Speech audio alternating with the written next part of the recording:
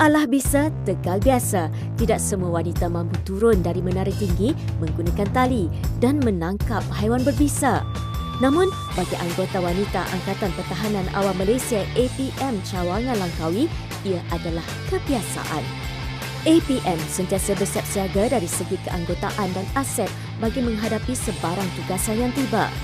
Lance Corporal Surya Mansur beranggapan latihan berterusan menjadikan kemampuan anggota wanita dalam agensi itu setanding dengan lelaki dalam melaksanakan tugas lasak dan berbahaya. Tugas dalam AMD banyaklah. Macam sekarang, dia orang buat turun mangsa, lepas tu ambil mangsa, sama ada mangsa tu di atas, di bawah ataupun di tengah-tengah bangunan kan. Itu mencabar jugalah. Masa awal-awal tu ada rasa takut. Setelah berkali-kali latihan, benda tu hilang dengan sendirinya. Apa yang lelaki buat, itulah wanita buat. Semua bentuk latihan tak ada yang beza. Cabaran yang dihadapi dalam tugasan ni selalunya mangsa. Mangsa terlalu besar daripada kita orang. Lepas tu tempat itu sendiri, sama ada tinggi tu ataupun curam bangunan tu, untuk menghilangkan rasa takut dan kegayat tu, kita kena yakin dengan peralatan yang kita bawa, yakin dengan diri kita, yakin dengan tim-tim kita untuk kita selamatkan mangsa. Dan yang paling penting, ingatlah mangsa tu macam family kita. InsyaAllah kita boleh selamat dengan baik. Pelbagai kursus dan latihan perlu dijalaninya sebelum terpilih bersama unit menyelamat di tempat tinggi. Antara pengalamannya, beliau bersama pasukannya pernah menyelamatkan seorang pelancong yang cedera sewaktu mendaki di kawasan air terjun Telaga 7. Surya beranggapan bahawa perlu sentiasa bekerjasama dalam tugasan yang digalas. Dalam pasukan APM, tiada perbezaan gender ketika memberi khidmat kepada masyarakat. Tugas yang saya jalankan sekarang ya setanding dengan lelaki.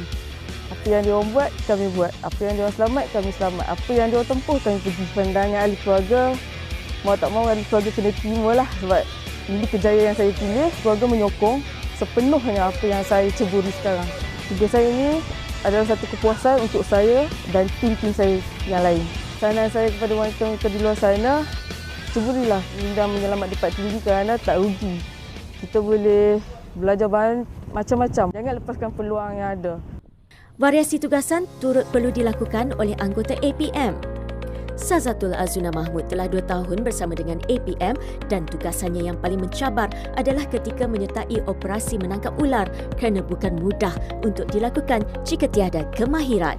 Bentuk latihan tu banyak. Saya salah satu menangkap ular, terjun dari tempat tinggi, berenang. Masa mula-mula saya ikut latihan ni memang saya ada rasa takut. Tapi dah lama-lama tu saya rasa okeylah. Saya kalau nak hilangkan rasa fobia dia takut tu, saya bagi kawan-kawan saya buat dulu. Lepas tu baru saya ikut pelan-pelan.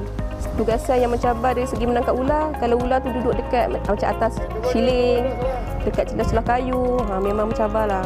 Alhamdulillah, selama ni saya tak pernah lagi terkena gigit atau tercedera. Skop tugasannya ialah menyelamat dan memberi bantuan dengan pantas. Ular hanya akan mengganggu manusia sekiranya terdapat kotoran seperti semak samul dan menurutnya terdapat banyak spesies ular di Langkawi. Ular-ular yang ditangkap akan diserahkan kepada jabatan berundutan. Ada stigma yang mengatakan setengah orang kena badi ular, tapi bagi saya tak pernah lagi lah kena badi ular tu. Bila saya pakai uniform biru ni memang dah tak ada geli tu dah.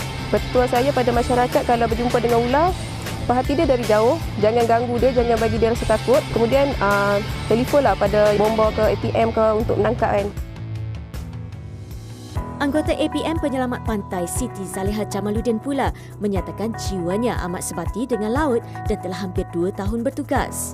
Anak jati Langkawi ini amat berminat dengan laut dan sentiasa aktif kerana tugasannya menuntut kecergasan dan kepantasan dalam memberikan khidmat kepada orang awam. Sebagai penyelamat pantai, beliau akan berkomunikasi dengan pengunjung agar mementingkan aspek keselamatan diri ketika mandi-manda dan bersukaria di pantai. Saya memilih unit yang lasak ni adalah salah satu sebab dia. Di sini memang perlukan kekuatan anggota perempuan juga. Setengah pelancong daripada luar tu mereka tak suka orang lelaki untuk menyelamatkan mereka. Kadang setengah tu dia orang kata ada sensitiviti dia juga. Kita akan buat training, kita akan turun laut. Untuk kali pertama saya join untuk bekerja kat sini, memang perasaan takut tu mesti ada. Buat latihan, cara berkomunikasi kita juga dengan pelancong adalah berbeza daripada yang sebelum ni. Di sini kita memang Satu latihan kena mantap, cara rawatan orang, cara berkomunikasi dengan orang, semua kena ni sebab semua ni di hujung jari. Kita menyelamat orang pun orang akan tahu benda tu. Setiap orang akan buat ragaman cara kita cakap dengan mereka. Cara saya mengatasi perasaan takut ni, hari-hari saya akan duduk dengan orang lama dan kita akan tanya dengan mereka. Setiap kali ada orang kata kemalangan ataupun kita akan ikut orang lama. Setiap hari mereka akan menjalani latihan dan bersiap siaga dalam tugasan. Menurutnya, cabaran besar akan dihadapi sewaktu musim cuti sekolah kerana ramai pengunjung akan datang bercuti ke Langkawi. Antara pertolongan kecemasan utama yang diberikan adalah berpunca dari sukan pantai. Ada kecederaan yang ringan dan ada kecederaan yang berat dan mereka perlu profesional dalam memberikan bantuan sebaik mungkin. Pemerhatian dilakukan melalui menara di tepi pantai dan sekiranya terdapat masa lemas, 2 atau 3 orang anggota akan bekerjasama berenang dengan pantas bagi menyelamatkan mangsa. Sepanjang saya kerja 1 tahun lebih ni, pelancong Arab ada mandi dekat kawasan Pantai Tengah yang tu. Dan itu memang kita dah naikkan bendera merah, memang kita tak puasan kata dia tu turun dekat kawasan yang batu. Bila kawasan batu dia orang pun pakai baju gelap, memang kita tak puasan. Kita dan tarik anak dia 2 orang tu dan bapak dia, ayat ni kan ada arus dia kan. Dia bawa ke belakang pulau. Kita akan menggunakan peralatan contohnya macam rescue can, rescue tube dan rescue ring buoy. Dan dia bergantung kepada keadaan air. Tak semua alatan tu sesuai.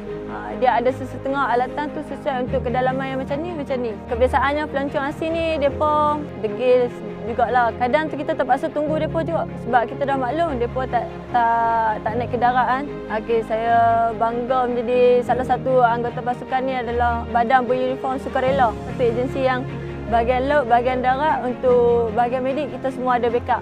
Okey, pesanan saya kepada siapa-siapa yang nak mencuburi bidang ni, mari kita sama-sama mencuburi bidang ni sebab dia sukarela. Lebih banyak sukarela, lebih banyak nyawa orang tu terselamat dan kita tak tahu, orang kata sebahagian daripada keluarga kita memerlukan pertolongan, kita adalah salah satu anggota yang akan memberi bantuan.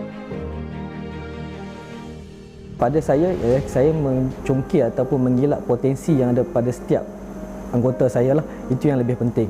Sebab macam saya beritahu tadi, keselesaan ataupun kecenderungan mereka dalam menyelesaikan satu-satu tugasan tu penting untuk saya lah. Ada anggota lelaki, mungkin susah untuk berinteraksi dengan guest yang datang ke Langkawi, tapi mungkin penyelamat wanita ni lebih sesuai ataupun mereka ni lebih senang untuk bercakap, berkomunikasi dan sebagainya lah. Dengan latihan serta kemampuan mereka untuk menangani serta mengikut latihan yang kita bagi, saya rasa dari segi level keyakinan dan kemahiran saya rasa dah sama. Dan saya perlu ketengahkan penyelamat wanita ni untuk sesuaikan dengan keadaan semasa di Langkawi. Boleh saja kalau kita letakkan anggota lelaki melakukan tugasan harian seperti biasa, tapi tak ada beza lah dengan Langkawi dengan tempat yang lain. Tapi pada saya APM di Langkawi ni kita akan highlight lebih lah untuk wanita ni diketengahkan.